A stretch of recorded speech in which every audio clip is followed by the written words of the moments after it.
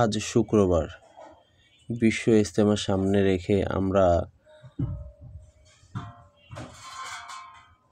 একত্রিত হয়ে অনেক মানুষ পরিষ্কার পরিচ্ছন্নতা কার্যক্রম শুরু করেছি। একত্রে আমরা এগিয়ে যাচ্ছি আমাদের সমাজ ও পরিবেশকে সুন্দর ও পরিষ্কার রাখার জন্য। এখানে হাজার হাজার মানুষের আগমন ঘটে, তাই ইজতেমার মাঠ ও তার আশপাশ পরিষ্কার রাখাটা আমাদের দায়িত্ব। পরিষ্কার পরিচ্ছন্ন পরিবেশ আমাদের সবার জন্য উপকারী।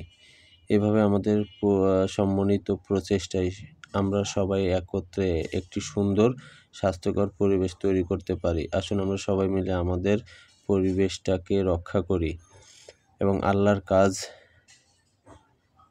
সবাই নিজ স্বার্থে এখানে এসে দেখেন হাজার হাজার মুসলিম ভাইয়েরা এসে পরিষ্কারের কাজ করতেছে, যেখানে লাখো লাখো মুসলিম জমাত হবে, দিনের কথা হবে।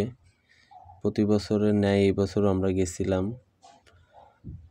পরিষ্কার পরিচ্ছন্ন কাজ করে আসলাম। তো আপনাদের হাতে যদি সময় থাকে তাহলে অবশ্যই যারা টঙ্গীর আশেপাশে আছেন তারা যে পরিষ্কার পরিচ্ছন্নতা করতে পারেন, যে যতটুকু পারেন।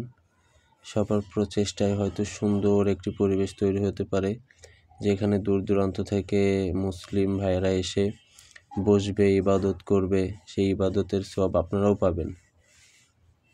সো আমি সবাইরে বলতে চাই, আসুন আমাদের পরিবেশটা আমরাই রক্ষা করি, আমাদের দেশটা আমরাই গঠন করি। তাই আর ঘরে না বসে থেকে যে যেভাবে পারেন, যখন সময় পান তখনই বিশ্ব ইজতেমা মাঠ টঙ্গীতে তুরাগ নদীর তীরে অবস্থিত, এসে যে যতটুকু পারেন নিজ থেকে কাজ করে যাবেন। দেখছেন ভিডিওতে হাজার হাজার মুসলিম ভাইয়েরা এসে কাজ করতেছে, কাউকে ডাকা লাগেনি, যে যার জায়গা থেকে এসে কাজ করতেছে। কাজের ফাঁকে একটু ভিডিও করছিলাম যেন সবাইকে জানাতে পারি যে বিশ্ব ইজতেমার মাঠ পরিষ্কার পরিচ্ছন্নতার কাজ শুরু হয়ে গেছে। সো